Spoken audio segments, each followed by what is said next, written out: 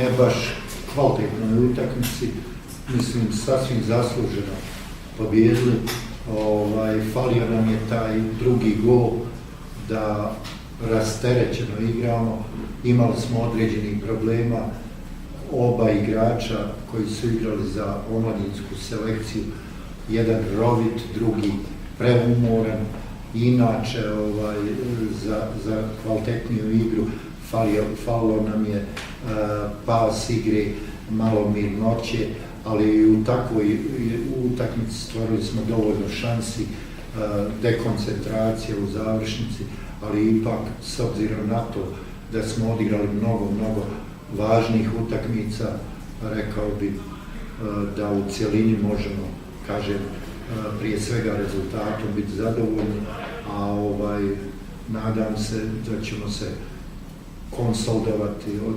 pripremiti dobro za ovu posljednju utakmicu i naravno ovo je definitivno uspjeh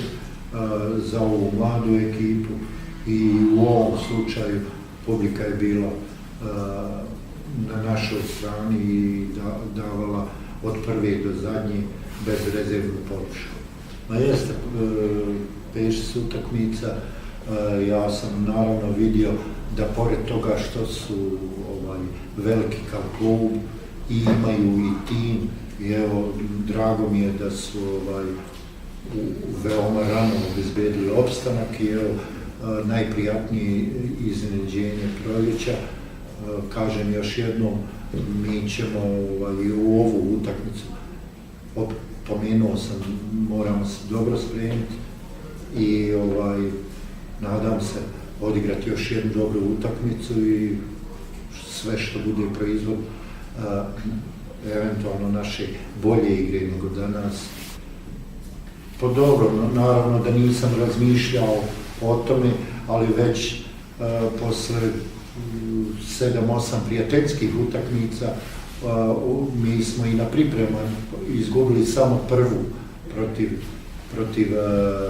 Širokog,